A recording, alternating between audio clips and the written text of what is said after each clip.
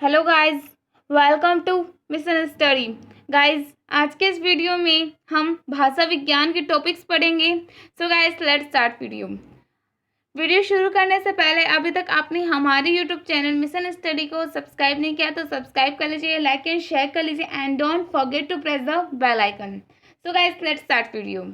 आज का हमारा टॉपिक है आधुनिक भारतीय आर्य भाषाओं का परिचय।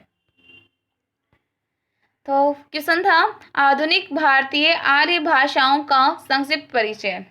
पहली जो आधुनिक भारतीय आर्य भाषा है वो है सिंधी। सिंधी के बारे में विस्तार से पढ़ेंगे।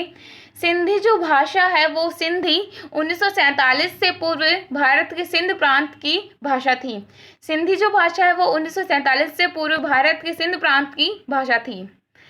भारत पाकिस्तान विभाजन के बाद से इसके बोलने वाले पाकिस्तान के सिंध प्रांत में तथा भारत के कच्छ, अजमेर, बम्बई तथा दिल्ली आदि में है। अब सिंधी जो भाषा है वो भारत और पाकिस्तान विभाजन के बाद इसका भी सिंधी भाषा का भी बंटवारा हो गया। अब सिंधी भाषा के जो कुछ लोग हैं वो पाकिस्तान के सिंध प्रांत में हैं और कुछ जो है वो भारत के कच्छ में, कच्छ के अलावा गुजरात के खाड़ी के पास है कच्छ का रण, और कच्छ और अजमेर, राजस्थान, बम्बई, महाराष्ट्र तथा दिल्ली आदि में है। सिंधी भाषा का बोलबाल अब पाकिस्तान के सिंध प्रांत में और भारत में कच्छ, अजमेर, बम्बई तथा दिल्ली आदि में है। सिंधी की अपनी लिपि लंडा है। अब सिंधी की भी लिपि है, लंडा लिपि है, पर अरबी के एक संशोधित रूप तथा गुरुमुखी लिपि का भी प्रयोग होता है। भारत में इसके लिए नागरी का भी प्रयोग होता है। अब भारत में सिंधी के लिए तो नागरी का प्रयोग किया जाता है और सिंधी की जो अपनी खुद की लिपि है वो है लंडा। एक बार फिर से देखेंगे सिंधी को, सिंधी भाषा को। सिंधी 1947 से पूर्व भारत के सिंध प्रांत की भाषा थी। भारत पाकिस्तान विभाजन के बाद से इसके बोलने वाले पाकिस्तान के सिंध प्रांत में तथा भारत के कच्छ, अजमेर, बम्बई तथा दिल्ली आदि में है। सिंधी की अपनी लिपि लंडा है, पर अरबी के एक संशोधित रूप तथा गुरुमुखी लिपि का प्रयोग होता है। भारत में इसके लिए नागरी का भी प्रयोग होता है। अब जो सिंधी जो भाषा है उसका उस हिसाब से 1947 से पूर्व सिंधी जो भाषा थी वो भारत के सिंध प्रांत में बोली जाती थी।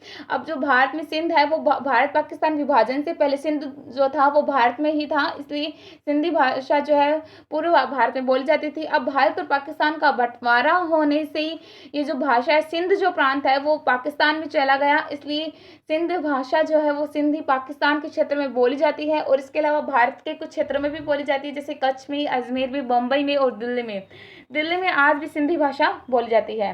अब सिंधी की जो लिपि है वो है लंडा और अरबी में एक संशोधित हुआ था, गुरुमुखी लिपि का भी प्रयोग होता है। अब सिंधी एक अरबी संशोधन बता रहा है कि जो सिंधी की अपनी लिपि गुरुमुखी थी, लेकिन सिंधी की अपनी जो लिपि लंडा थी, लेकिन अरबी संशोधन बता रहा है कि गुरुमुखी लिपि सिंधी की ही थी। इसके अलावा भारत में इसके लिए नागरी लिपि का प्रयोग करते हैं।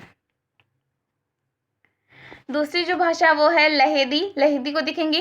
इस भाषा का पश्चिमी पंजाब, पाकिस्तान तथा पूर्वी पश्चिमोत्तर प्रदेश की भाषा पश्चिमी पंजाबी या लहेदा का विकास हुआ।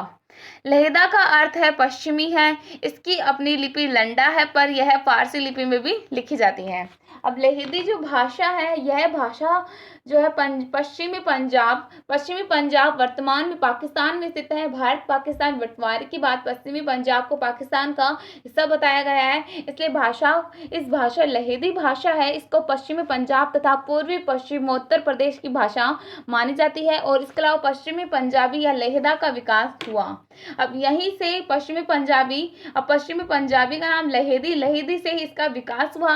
अब लहेदा का अर्थ होता है पश्चिमी, लहेदा का अर्थ भी बताया गया पश्चिमी और इसकी अपनी लिपि लंडा है। जैसे सिंधी जो भाषा है उसकी लिपि लंडा है, वैसे ही लहेदी भाषा की भी लिपि लंडा है, पर यह फारसी लिपि में भी लिखी जाती है। अब लहेदी जो भाषा है वो फारसी लिपि में भी लिखी जाती है। तीसरी भाषा है पूर्वी पंजाबी। तो पूर्वी पंजाबी या पंजाबी प्राचीन मध्य पंजाब की भाषा है। कुछ विद्वान इसकी उत्पत्ति टक्कर अपभ्रंश से भी मानते हैं। इसकी भी लिपि लंडा है। अब पूर्व पंजाबी जो भाषा है वो पूर्वी पंजाब या पंजाबी प्राचीन मध्य पंजाब की भाषा है। कुल मिलाकर कहें तो पूर्वी पंजाब या पंजाबी भाषा है और कुछ विद्वान इसकी उत्पत्ति टक्कल अपभ्रंश से भी मानते हैं। अब विद्वानों का मानना है कि यह जो पूर्व पंजाबी जो भाषा है वो टक्कल अपभ्रंश से भी है और इसकी जो लिपि है लंडा है। हमने देखा सिंधी जो भाषा है उसकी लिपि लंडा है, लहेदी भाषा की भी लिपि लंडा है और पूर्व पंजाब की भाषा की भी लिपि लंडा है। चौथी भाषा है राजस्थानी भाषा। इसे देखेंगे राजस्थानी। सोरसेनी के नागर अपभ्रंश के पूर्वोत्तरी रूप से इसका विकास हुआ। इसमें मारवाड़ी, जयपुरी, मेवाती, मालवी आदि कई बोलियां हैं। इसमें डिंगल साहित्य अच्छा है। 1931 के अनुसार इसके बोलने वाले 1,39,00,000 थे। इनका प्रमुख क्षेत्र राजस्थान है। इसकी लिपि नागरी तथा महाजनी है। अब राजस्थानी जो भाषा है वो जो भाषा है जो ये सोरसेनी के नगर अपभ्रंश के पूर्ववर्ती रूप से इसका विकास हुआ। अब इसका जो राजस्थानी भाषा का जो विकास है वो कहाँ से हुआ, तो जो सोरसेन है, सोरसेन के जो नागर अपभ्रंश थे उनके पूर्वोत्तरी रूप में इसका विकास हुआ।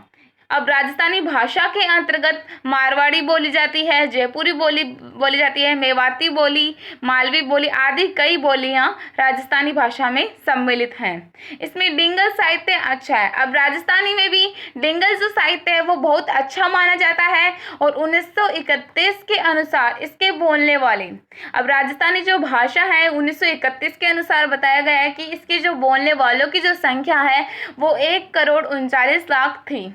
इनका प्रमुख क्षेत्र राजस्थान है। अब राजस्थानी जो भाषा है उसका प्रमुख क्षेत्र भी राजस्थान होगा। हमारे राजस्थान में जैसे मारवाड़ी, जयपुरी और मेवाती, मालवी कई बोलियां बोली जाती हैं और इसकी लिपि नागरी तथा महाजनी है। अब राजस्थानी की जो लिपि है उसकी लिपि नागरी तथा महाजनी है और शेष 3 भाषाओं की जो लिपि है जैसे सिंधी भाषा की लिपि लंडा है और लहेदी भाषा की भी अपनी लिपि लंडा है और पूर्व पंजाबी भाषा की भी लिपि लंडा है। लेकिन राजस्थानी भाषा की जो लिपि है वो है नागरी तथा महाजनी। गाइस, इसी के साथ आज का हमारा ये वीडियो कंप्लीट होता है। Thanks for watching and keep supporting guys.